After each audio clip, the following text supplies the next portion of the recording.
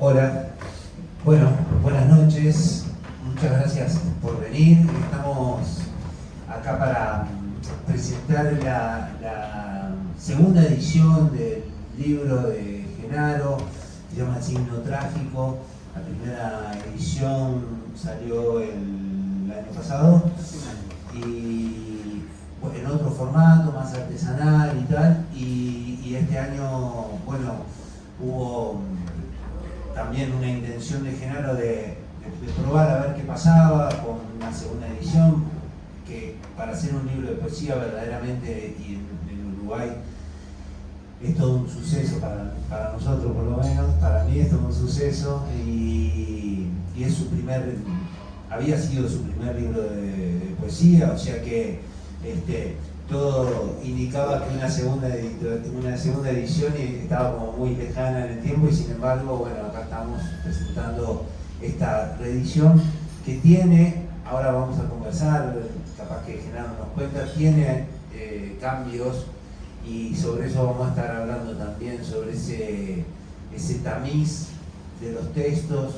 que van cambiando, ¿no? Que van pasando por distintos coladores ahí en busca de esa pepita de oro del verso que tanto obsesiona a la gente que escribe poesía.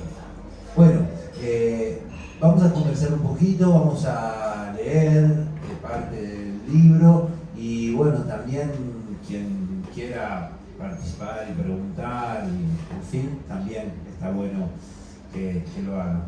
Bueno, nada, Genaro, te paso la posta como para arrancar. Bueno, gracias a todos por venir y vamos a arrancar a hablar nomás. Mariano hablaba del tema de la reedición y podemos arrancar tratando un poquito ese tema. Una reedición es cierto que es infrecuente, tal vez sobre todo en poesía, pero en general hay algunos términos que son distintos. Una cosa es una reimpresión y otra cosa es una reedición. Reimprimir implica simplemente imprimir de vuelta. Reeditar es cambiar, entrar a tocar un poco más el contenido de vuelta. Yo podría haber reimpreso simplemente esta edición, le hicimos un poco más económica de costos esta vez, la anterior había sido tapadura, algunos de los aquí presentes tienen edición en tapadura, creo que deben dar alguna a la vuelta todavía, pero aunque sea en tapa blanda tiene como, le agregamos sus detallecitos, sus cositas que hicieron que valiera la pena también, así que quien tiene la edición de tapadura puede comprarla de tapa blanda también, y no es una estafa, va a obtener algo nuevo, algo distinto. El arte de escribir seguramente debe tener mucho que ver con el arte de saber cuándo dejar de escribir. Y yo no supe cuándo dejar de escribir, es decir, cuándo poner un punto final y decir, bueno, este poema llega hasta acá y está terminado. Entonces en su momento fue hacia principios de este año, tal vez marzo, abril, por ahí, vimos que se estaban vendiendo muy bien todos los ejemplares de la primera edición y dijimos, bueno, vamos a hacer algo, reeditemos, y aproveché, no sé si fue una decisión inteligente, pero aproveché para cambiar bastante del contenido, reeditar y no solamente reimprimir. Hay varios poemas que tuvieron muchos cambios y hay uno que cambió por completo y lo vamos a leer, y va a ser el último que vamos a leer, así que generamos expectativa hasta el final. Tal vez podemos empezar ahora leyendo el prólogo, si te parece, para darle como una puerta de entrada a todo esto.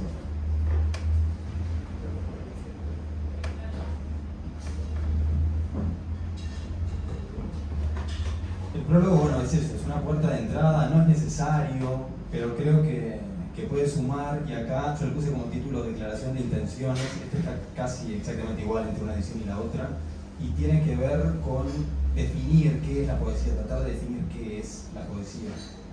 Muchos de los aquí presentes han leído muchas cosas, han estudiado literatura, bueno, nosotros también, y aún así, o precisamente por eso nos cuesta definir las cosas. Si me preguntan qué es poesía, diría no sé, la verdad no sé qué es la poesía, pero bueno, escribí un largo prólogo tratando de definirla, así que veamos. Declaración de intenciones. El poema es hurgar precisamente en aquello en que no debería hurgarse, en aquello que más valdría dejarse quieto, como los accidentados tras los accidentes o las cosas presuntamente sanas cuando aún funcionan. es romper la cáscara que guarda blanca la llaga, perforar el embalse e intentar entender la sangre desatada bajo luces en lo oscuro, hacer con ella tintes, maquillajes o colgantes, o asquearse y decir entre arcadas: no eres tú la sangre de mi sangre, esta herida revela cosas de mí que no sabía. La poesía es buscar, quemados los ojos, las sombras del sol, reconocer las formas en lo oscuro o bajo tierra, aunque no sea bajo tierra, la tierra de los vivos. Es recordar los muertos como espinas, no permitir que la mente sane con sus luces arrasadoras. Es preservar, como las cuevas salobres donde la naturaleza esconde sus momias perfectas, la angustia de lo perdido. Es buscar el fondo débil del iris de las gorgonas. Es nadar cuando el río se ha congelado y cuando no se sabe nadar, cuando la muerte es segura. Esperar el último jazmín deteriorado, el que sale en mayo, para descubrir que no valió la pena y haber dejado morir las generaciones que lo precedieron, para que los grillos las hicieran harto de su canto y las hormigas hartas de su reino. Es también olvidar la poesía, hartarse de ello, volver un día, mudamente, como perdonar a un hermano. Es darle demasiadas horas como a un río, para que un día se seque y no haya dado árboles, ni plantas, ni insectos, ni semillas, pero deje acaso en el fondo una perla gastada, el collar de un ahogado, una sola palabra. Es no olvidar la naturaleza del tiempo, nuestras tragedias, saber en cada mañana y en cada risa que todo muere, orbitar el agujero negro sin esperar una huida, bajar al pozo, subir al risco, al pozo y al risco de uno mismo, porque el poema es, llanamente, no darle la espalda a lo humano.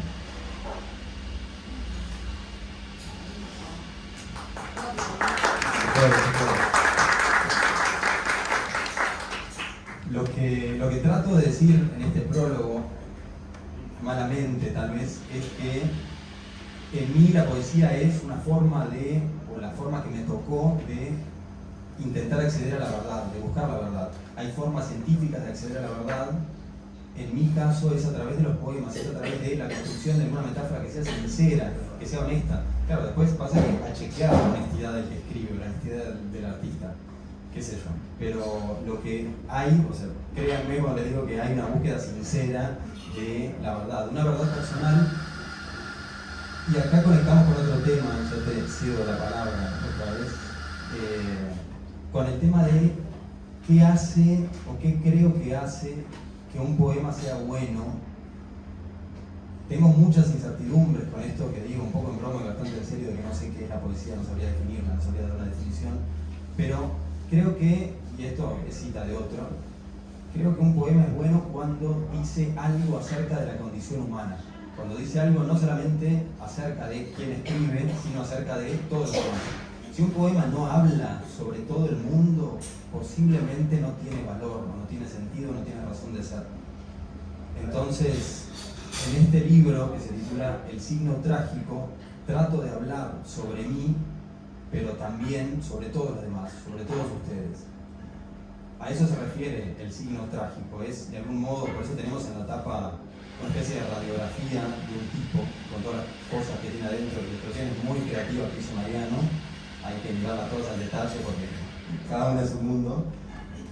Es una radiografía, o pretendí que este libro fuera una radiografía de la condición humana a partir de mí, pero hacia todos, y se plantea como el signo trágico porque, al menos cuando lo escribí, tenía una visión bastante pesimista de la vida, que la decía racional, pero era pesimista, de que nuestro signo, es decir, lo que nos signa, nuestro destino y lo que nos define, es la tragedia. ¿Por qué?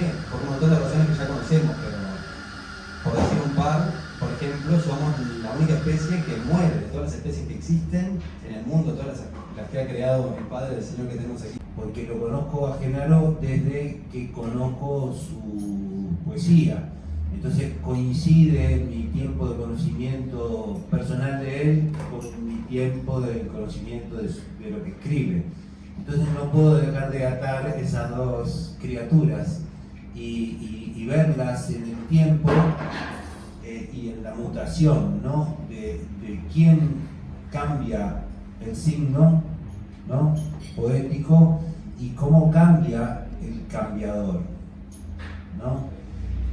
Yo no sé menos que vos lo que pueda llegar a ser la poesía, pero cuando vos me pediste utilizar un grabado de la frenología, que es una ciencia pseudocientífica, así como muy cuestionada, ¿no?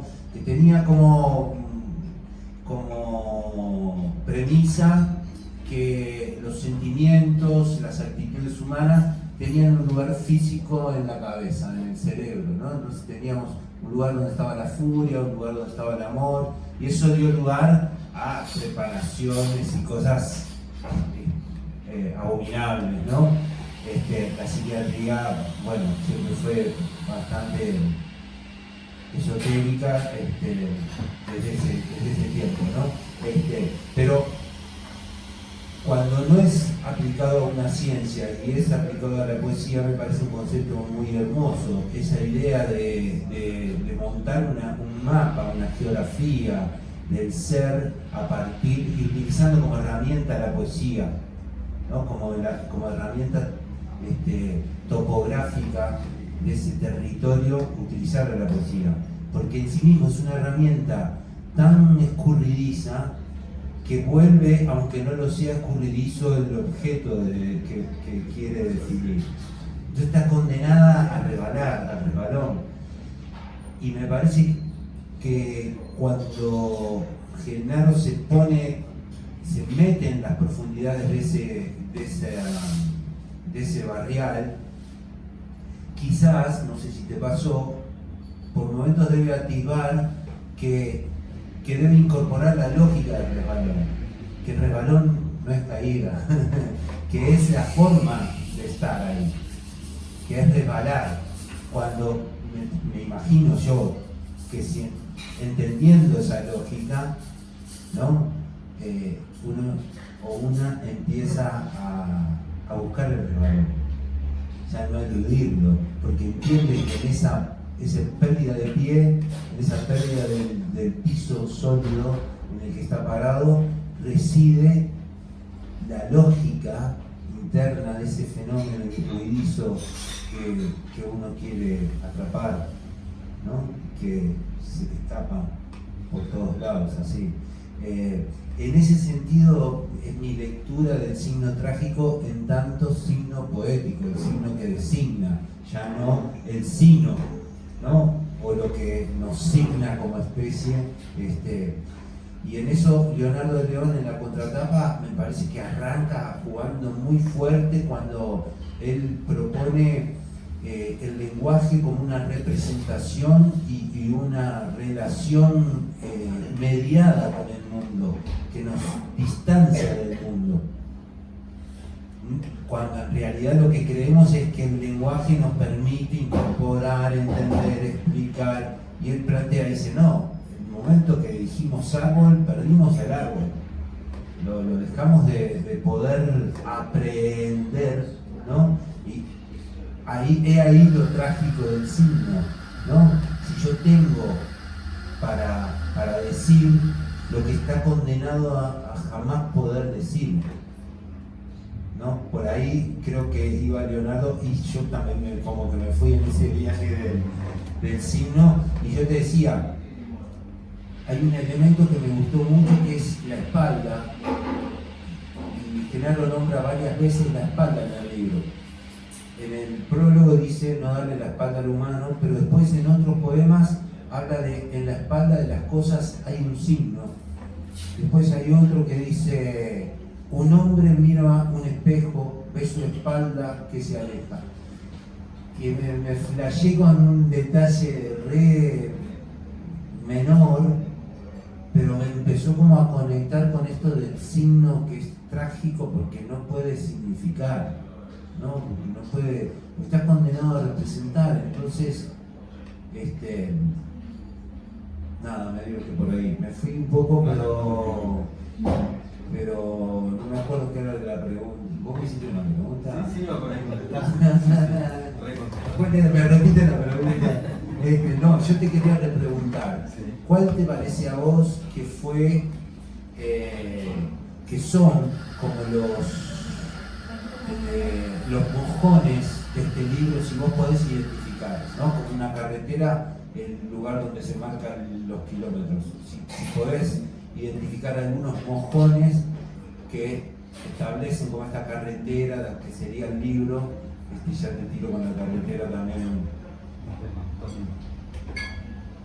Bueno, la palabra mojón siempre me ha sonado otra cosa muy inapropiada, que no sé si tiene ese significado, pero me resuena a otra cosa. Mojón, no sé.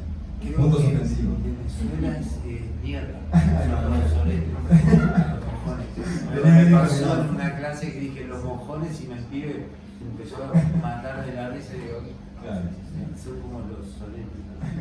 Sí. Así le dicen a los agrimensores. ¿Ah, sí? No, digo, sí. Soletes.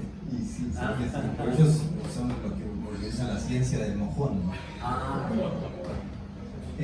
pensando en mojones, entonces, de lo que quieran ustedes, en el libro, tal vez en vez de mojones, no sé,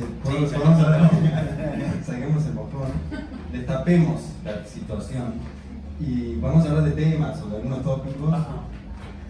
Había pensado como en algunos temas, uno también se vuelve un poco lector de su propio libro, hasta la obsesión y hasta el hartazgo, por supuesto, pero se descubren cosas en la relectura y la relectura de la relectura, y habíamos pensado en 3 tópicos, o sea, elegimos 3 temitas para tratar hoy, intercalando alguna lectura, que me parece que está bueno, lo hace un poco más dinámico, y esos temas serían, el primero, el viaje, el segundo, el olvido, y el tercero, la muerte.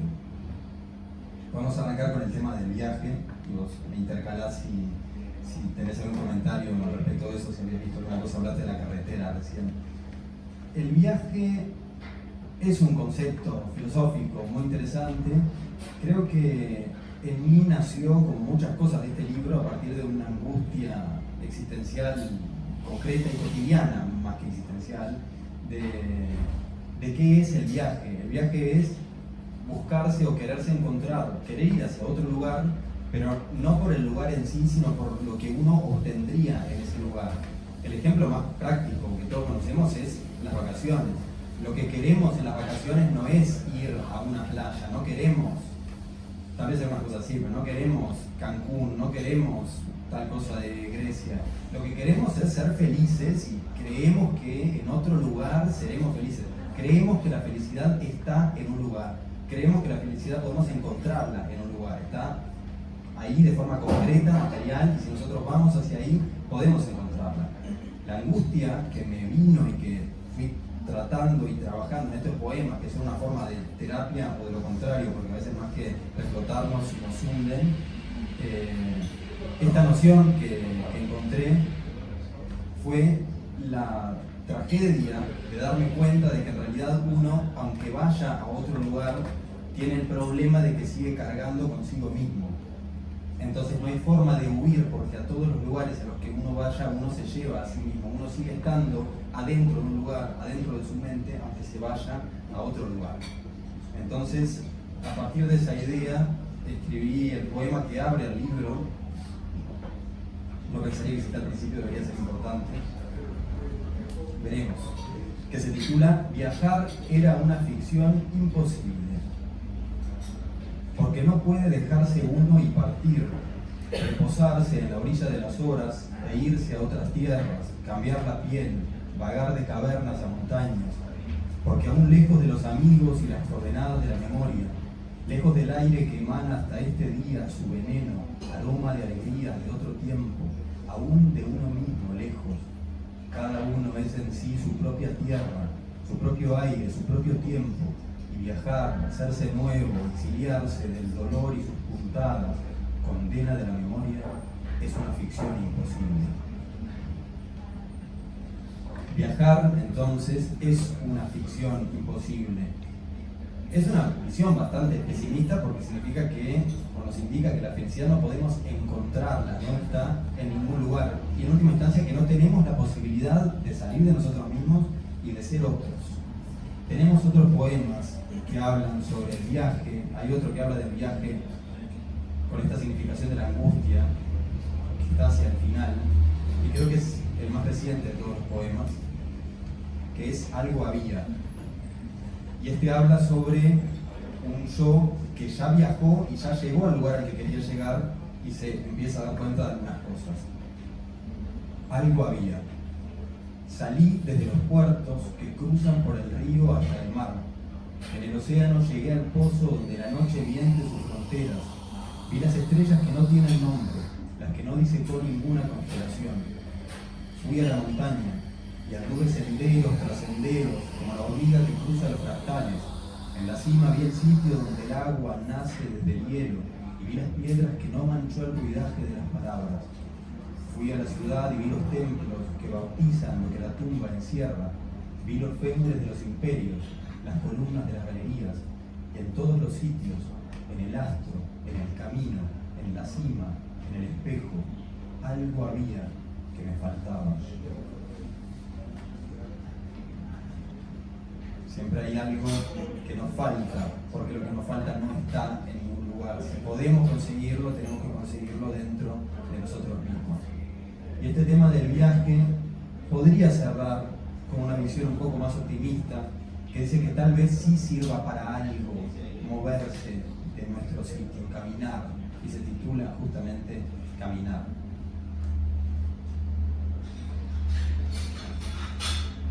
Dice: caminar los campos multiplicados con espejos de otros campos, caminar las arenas cuyo naranja forja colinas tras colinas, caminar las orillas de los ríos sin dar a ninguna margen certeza definitiva, caminar andando por el brumoso espacio de la memoria. Un día dije que viajar y hacerse nuevo y exiliarse del dolor era imposible.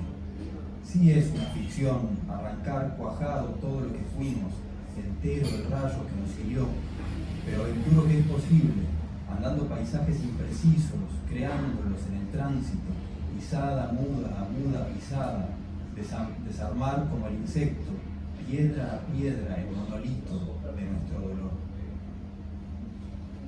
Este poema plantea que tal vez caminar, movernos, ir a otro sitio, transitar los espacios que siempre son espacios de la memoria, puede servir tal vez para algo. Un comentario acerca del viaje y pasamos al olvido y a la muerte. Bueno, sí. A mí me pareció que hay un concepto que hilvana ahí en los temas del libro, que también está en la contratapa con esto que decíamos del lenguaje o del signo, que es la representación como el espejo también, que aparece pila en el libro, ¿no? La representación, la duplicación, y que de alguna forma vamos a plantearse un viaje como ficción. Primero que me hizo acordar mucho a un poema de Cavafis, que además cita Circe Maya en un poema que se llama Prisionero, que me parece como me gusta pila. El poema de Circe Maya se llama Prisionero y tiene un epígrafe de Cavafis que dice: la ciudad te ha de seguir, ¿no? Y entonces ella arranca hablando del viaje, pero en un texto que ya coloca una mirada parecida a la tuya, porque el poema se llama Prisionero, ¿no? Entonces, de alguna forma es esto que vos estás planteando del viaje como una búsqueda ficticia, ¿no? de algo que no se tiene en el lugar de partida y que se pretende obtener en el lugar de llegada, y que resulta una falsedad, ¿no? Pero también me parece que la ficción tiene como mala prensa al momento de hablar de la verdad, y a mí me parece que la ficción puede ser verdad, y que la ficción es, vos decías, somos el único animal que muere, ¿no? Pero somos el único animal que ficciona. Y a mí en los días que ando más luminoso me gusta mucho pensar que es una capacidad humana maravillosa, mágica, ¿no? incluso inconsciente, porque el propio viaje, tomado como una escritura, como una trama, es una trama inesperada, imprevisible, que además puedo protagonizar, entonces como que muy transformadora, ¿no? Y además me gusta que el equívoco que hay con la palabra errar, ¿no? También me parece que tiene mala prensa el viaje en sociedades tan hipersedentarias, ¿no? Al punto de entender el errar como una equivocación, como algo que está mal, como algo que salió mal, cuando en realidad errar es andar. El equívoco empieza en que el errar es encontrar lo que no estaría bien, lo que no estaba en los planes y lo que está fuera de la versión oficial de las cosas y el mundo. Entre otras cosas, lo diverso, ¿no? Lo que es divergente, es alza agua que no tiene un caudal único y que se va acomodando entre las piedras así. Entonces, nada, un poco para compartir contigo esta visión del viaje que, nada, capaz que diferimos un poco, pero también puede ser complementario, ¿no? Y me quedo con esta idea del viaje como ficción porque otro tema que me parece que es muy grosso en tu libro, que es el olvido, me pasa lo mismo, me interesa el tema de la memoria, ¿viste? Entonces me encuentro como en un lugar también me pasa lo mismo que con el viaje, porque entiendo la memoria como una ficción. Y entonces, bueno, con esta te la tiro porque para ver qué te parece. ¿Qué sé? Sí, que la memoria es una ficción, sí, que es un invento, sí, y habría que recuperar cierto valor de la ficción en sí. Es cierto que cuando hablamos de la verdad queda un poco venida a menos la ficción. O sea, se puede buscar y se puede encontrar la verdad a través de la ficción, ¿no? Ahora está muy de moda el género fantástico en la literatura, ¿no? La fantasía. Y si calculo, no es lo que más leo, lo que más consumo, como se habla ahora en un uso un poco extraño de consumir, no es lo que más consumo, pero calculo que los libros de ese género que más destaquen, de nuevo, como decíamos hoy, no hablan sobre un príncipe, sobre un rey que mata dragones, sino que a través de ese dragón o de ese tipo que mata un dragón, está hablando sobre la condición humana. O sea, cualquier producto artístico va a ser bueno si dice algo sobre la condición humana. Pero no era la pregunta. Y vamos a hablar ahora de el olvido. Me olvidé. Exactamente. El olvido que es entonces otra de nuestras tragedias. La primera tragedia podría ser que no podemos ser otros, o si podemos ser otros no es tan fácil como irse a otro lugar. Y ahora hablemos de el olvido, que es el segundo tema, y se va a vincular muy directamente con el tercero, que era la muerte. Este tema del olvido lo interpretaba en un sentido trágico, como parte de nuestro signo trágico, porque consideraba que todo nuestro destino, el destino de todo lo que hacemos, es el olvido. Todo tiempo presente en realidad que tenemos, al toque dejamos de tenerlo, siempre tenemos un pasado constante, y si lo único que tenemos es el pasado, y además de eso, encima lo vivimos perdiendo. Es una visión bastante terrible, es una visión bastante oscura. Vamos a leer un poema que trata de explicar qué es la vida al respecto del olvido, y se titula Hilos que se cortan. Hilos que se cortan. Muchos hilos se han raído en la tela de los años. Las tareas de los días, lo crucial de lo fraterno, lo que uno edifica con las piedras del desierto, todo se desprende de la vida, esa madeja. Fibra fuerte que deviene en nada. Espacio transitado solo un día, voz que una sola vez escucharon. Recuerdos reescritos por la paciencia inútil del copista del olvido, que se desgranan, que se desatan, que se deslían, hilos que se cortan, hilos, nada más es la vida, y no hay quien nazca sastre, de profesión. Ese no cambió mucho. Ese no cambió mucho, no, exacto. Me gusta el final de ese, como un final medio cómico, está bueno. El de Azulacho, más tragicómico, si se quiere. Seguimos hablando del olvido. Vamos ahora con un poema que se titula Los sueños son a veces, que habla sobre nuestros amigos del pasado. Todos tendrán amigos de sus pasados. Este poema trata sobre un sueño que no recuerdo si lo tuve o no, si es real o ficcional. Pero no importa. Todo esa idea de amigos del pasado.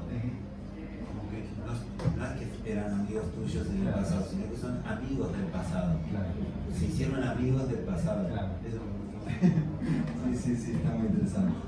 Los sueños son a veces, seré un poco fuerte. Anoche soñé que me reencontraba con un viejo amigo. Años de silencio ya nos confundían los rostros. Sin acordarlo, para iniciar un saludo, intentamos varios ademanes viejos, pero nada tuvo la gracia de antes, la gracia del que no sabe que las cosas se terminan. Desconozco qué pasó por su mente solitaria que inventó mi sueño, pero yo entendí que la vida ya había cambiado las cosas de su sitio, había puesto sus alfileres en otros muñecos, los había guardado en sus bolsas negras, y cualquier reencuentro ya era, quién sabe desde cuándo, imposible. Los sueños son a veces, nacidas de dónde y con qué objeto, una buena y cruenta metáfora. Qué bien leer. Tremenda poema. La lectura complementa los poemas.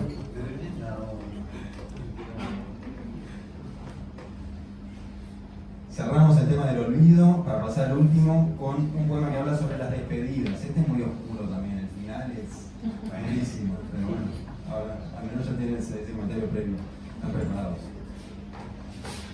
Otra despedida, es interesante.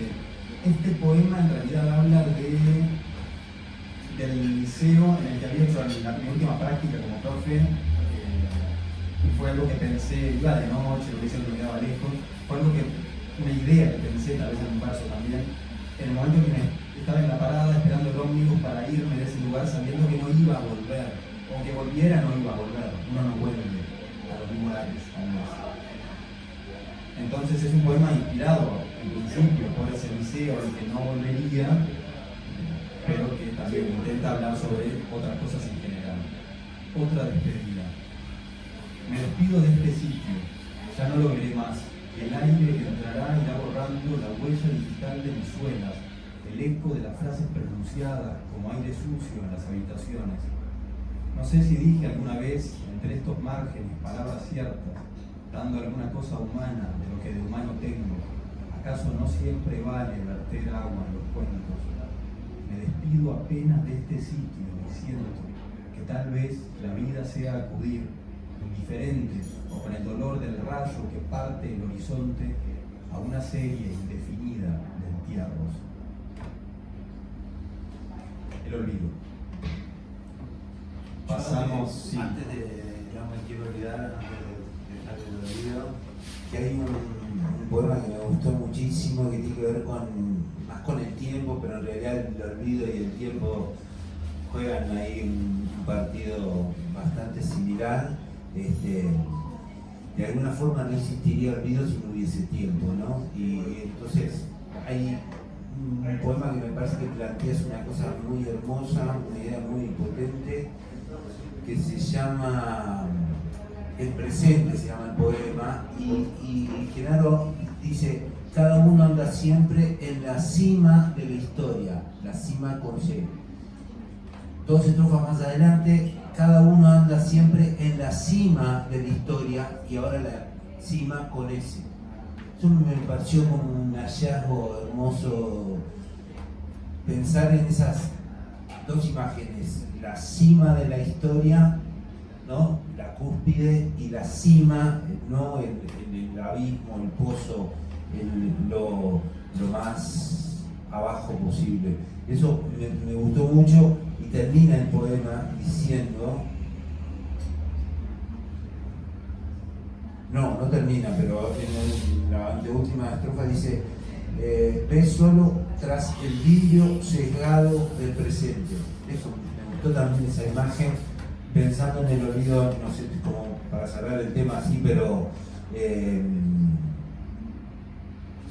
atándolo con la ficcionalidad, con el viaje, ¿no? Con el olvido y con el tiempo, ¿no? Como si todo fuera ese vidrio cerrado del presente.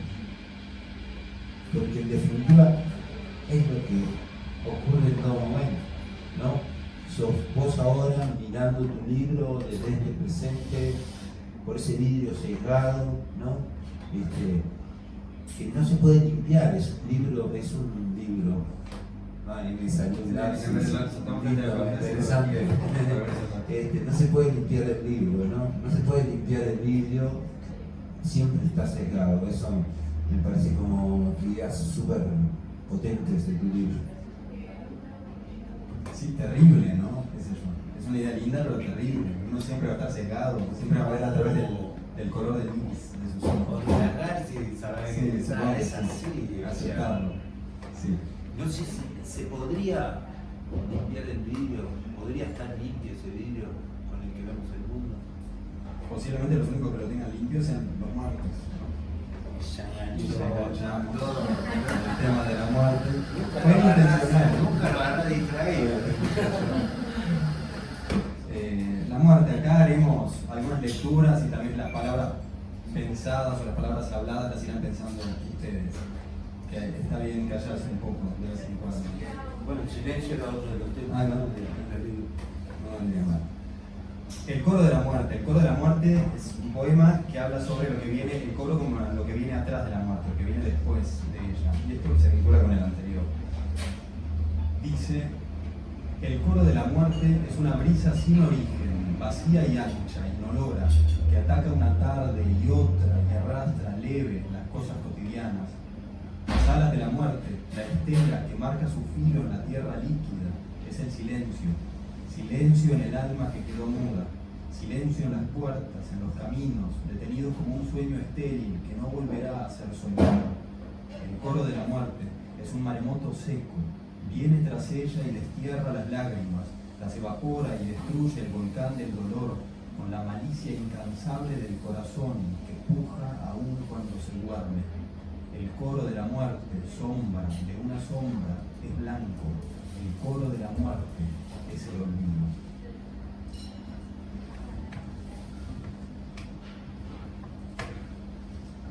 Vamos con ¿a qué llorar? A ver si es útil o no llorar.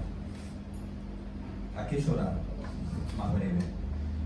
Las 5 de la tarde en esa mesa, el cuarto, la ventana, el aire, el perro, los amigos que uno hacía para el juego, la sencillez que miente a la memoria, el cariño que tal vez nunca fue mío.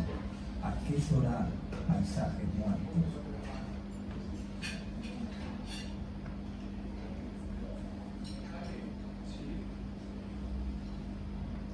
Tu nombre en una sepultura, que tiene un lindo epígrafe, un poco usado de más, pero lindo al fin, de Borges, que es un soneto que en esta parte dice: he cometido el peor de los pecados que un hombre puede cometer, no he sido feliz.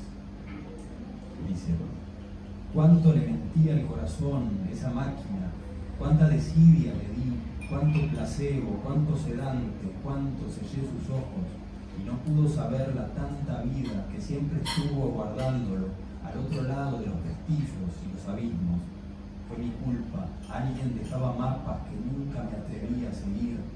Corazón, que encuentro un día tu nombre en una sepultura, pedirte perdón ya es decirme adiós.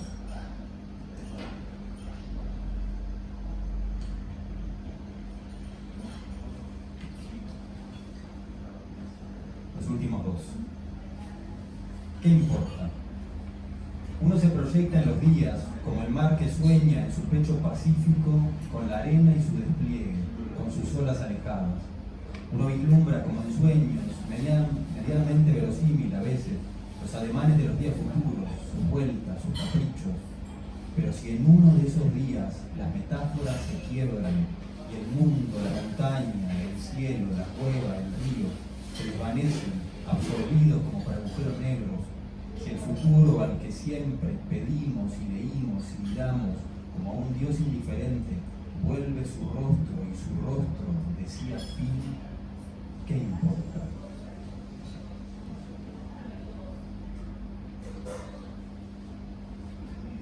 Y vamos con las órbitas, que habla, este es el poema que cambió más de todos los poemas del libro La Redención, cambió totalmente, es otro poema, pero creo que quedó bueno, creo que quedó mejor. Habla sobre el hecho de la muerte, sobre la ceremonia de la muerte, es decir, sobre el velorio, y tiene que ver con que hay un día en el que reuniremos a todos los que nos quisieron por última vez, y ese será el día de nuestra muerte si tenemos suerte. En el peor de los casos estaremos solos, no ponemos un espejo. Así que hay otro. Las órbitas. Mirá la piedra, cómo se hunde al caer al agua. Mirá las ondas que la siguen.